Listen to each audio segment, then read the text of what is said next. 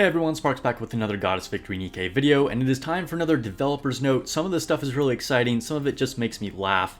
Either way, I think there's a lot to discuss with this particular developer's note. So let's go ahead and just dig into this. Summer is coming to a close, and instead of getting a real summer part 2 event, we are going straight into sort of the standard smaller type of events, this time featuring Ein, and we are getting our old summer unit reruns along with this. So if you're waiting for Summer Anise and Helm, this is your chance. I feel like a lot of people are probably going to be pulling for Summer Anise rather than Ein, unless Ein just has like a totally busted kit, which we'll find out in a second. A couple of other things I want to note before we get into the actual developer's note. We are also getting new costumes. So for Tia and Naga, remember they are part of this whole Missilus school that Ein is from, so that makes sense. It'll be interesting to see what these skins are like. Yeah, I don't know. It says that they're date themed, so lovely date and elegant date. I think we were all probably wanting a summer Tia and Naga, but we'll see. We'll see what the date skins are like. It should be fun either way, you know. They're popular units that are some of the best units in the game still, so cool that we're getting some alternatives for that. Of course, the new event story coming along with Ein, of course.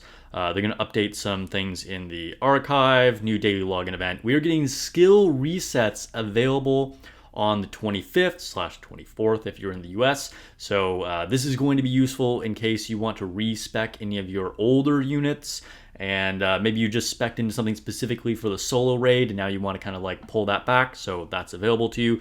New solo raid date is announced for August 2nd, and then Union raid coming up here really fast in just a few days on the 26th, 25th here in the US, and make sure you're prepared for that. My union is prepared for that, although we do still have one open spot. So if you want to join a competitive NA union, hit me up. We do have fairly high requirements for this last slot, but in an effort to keep our standards really high, we are looking for a very strong player for this last one. So we'll probably still be recruiting even after the raid ends, and we'll just go in with 31 players on this one. So okay, let's go ahead and get into the actual developer note now. So it's been a while since we've had the most recent developer's note. I can't even remember when it came out, probably over a month ago. And the first thing to talk about is Simulation Room Overclock, and it is set to begin late August. We have been waiting for this so long. I've talked about this on stream recently and in some other videos. I feel like we've been slow rolled on the Simulation Overclock for forever. It says that they're going to be structured into 12-week seasons, with the next season starting immediately after the current one ends. And this design is allowed to acquire skill upgrade materials every 2 weeks continuously. So you know how you can pick a skill that you keep after it ends. So that's what that's talking about. So you can sort of go into the overclock mode with already having a bunch of upgrades to make that a little bit easier. It says each season provides designated stage levels and options. However, some options change every 2 weeks. So I do like that. I definitely like that they're going to be rotating things over time, so we're not just getting the same modifiers every single time. I think that's really important for keeping this challenging and just fresh and interesting. So you can't just have your set thing that works every single time. It's already figured out, and then you just it's automatic after that. This will actually keep it engaging. It says the recommended combat power for stages has increased compared to the beta season. That's good too, because honestly, I feel like it wasn't really that hard. I'm sure it was hard for some players, but if you were more of a seasoned player, no pun intended there, it just really wasn't that big of a deal. You could kind of figure out a couple of modifiers that were just not that hard for you, and then it really wasn't an issue. So it says therefore the actual difficulty level of the is similar to that of beta season 2, because they're adjusting for the recent modification equipment updates. Okay, as previously announced, please note that records for the beta season will be removed. That's good, because it was beta. So now we'll start with the actual overclock mode.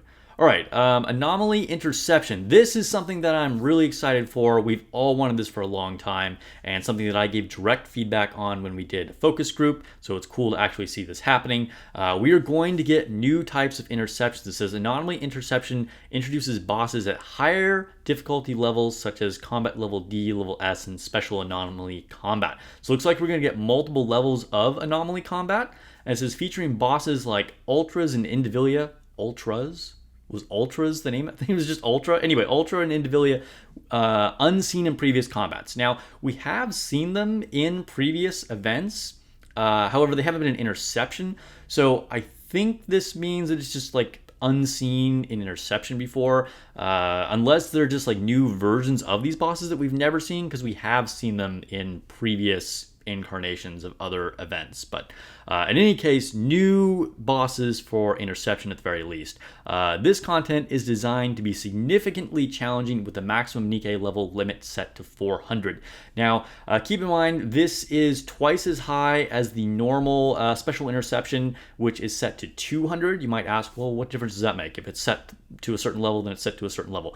It makes the scaling of the rest of your upgrades less significant. So if everything is scaled to level 400, your equipment and skill levels and things like that are going to matter less than if it was scaled at a lower level. So even if you have a highly invested unit, or you're like Mega Whale or whatever, it's not going to help you as much. It says, as the level of difficulty is high, instead of rotating bosses, you'll be able to select the challenge boss directly. So you can like choose a specific boss, such as Indivilia, to challenge. That's cool. Moreover, we anticipate offering a higher level rewards compared to special anomaly interception. All right, that's pretty cool. That's good. That's good. Allowing you to strengthen manufacturer equipment and modification equipment's options more actively. Good. More skill upgrades equipment upgrades is definitely appreciated. Speaking of which, we've had a lot of full burst days, which has been really great lately. And that's going to be updated in August as planned. Okay. Champion Arena. This is the part that really just kind of cracks me up. Development of Champion Arena content has been progressing smoothly, or has it? But more time than planned may be required. We have been waiting for this literally since day one launch. They are going to keep pushing this back. They say there's no definitive delay scheduled, but there's probably going to be a delay. It says update may occur after September. Even since they finally nailed down exactly what they wanted this to be, because they did a total revamp, I guess, of their plans for it. We still were having to look forward to this like 4 months out. Now it's going to be pushed out even more, probably, maybe not. I don't know, bro. It's just, it cracks me up. Now, I do appreciate that they're putting a lot of effort into making this work. I want to be excited for Arena and PvP again. I hope this is something actually really cool. It's just, I don't know. I'll believe it when it actually happens. We're like, I don't know. We haven't got it yet. We'll see when we get it eventually. It says for surface content, initial planning has been progressing and we have begun prototype development. Depending on the results of the prototype, we will guide the direction of the update scheduled for the content. So I believe this was a totally different game mode that was discussed in the previous developer note. We don't really have much of any details on it at all, but okay, they're still working on that. Harmony Cube level expansion. This is cool. This is one of the coolest things that we're getting here. We plan to expand the level of Harmony Cubes, although I feel like most people haven't even leveled up their cubes to maximum anyway. But it's going to happen in the September update. But even more importantly, cube ability, skills, and cube equipment slots will be expanded. So we've had that third skill spot on cubes ever since day one. But even when you max it out, we haven't been able to unlock that skill yet, so they're adding that skill. That's really cool. I wasn't sure if that was just going to be a placeholder forever, but we're actually going to get another ability in the cube, so that's really cool. I'm really excited to see what that is. I wonder if it will be universal for all the cubes, kind of like the elemental damage that goes for all cubes, or if it will be another unique one, like the first skill that's on most cubes. Either way, I'm excited for it. I think that that's going to be really fun. And then favorite item release cycle change. This is kind of a weird one. It says that due to feedback, we plan to change the favorite item release cycle to approximately 3 releases about every 6 months. But it says the current favorite release plan was to update characters 1 favorite item every 2 months. How is 1 every 2 months different from 3 every 6 months? Am I missing something here? I mean, unless they're just saying that they're going to release all 3 at the same time at 6 months, rather than trickling them out 1 every 2 months. I actually feel like if that's the case, this isn't so great, but I guess that's what people wanted in the surveys, so it is what it is. I don't know. Effectively, that doesn't actually change anything, so whatever. All right, new main scenario and chapters. So this is cool. We're going to get more main campaign stages. This is always exciting. The story is one of the best parts about Nikke. We're going to get chapters 31 and 32. Brief spoilery stuff here. It says the owner of the crystal region will appear, and various incidents, including the opening of the previously closed coffin, will occur.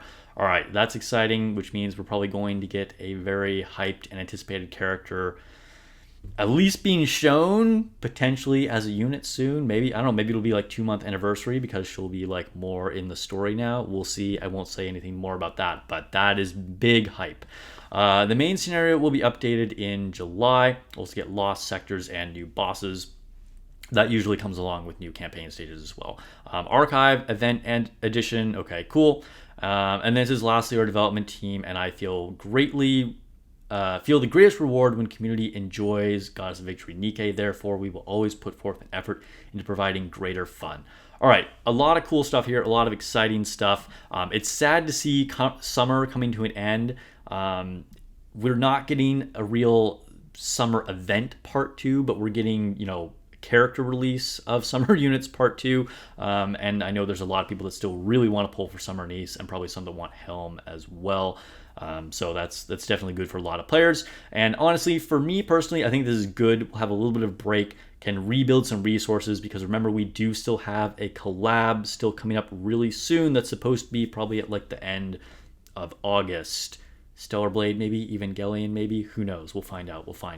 Okay, it's probably gonna end up being something like super basic, like JJK or something. I don't know. We'll see. We'll find out. Okay, so I think that's about it.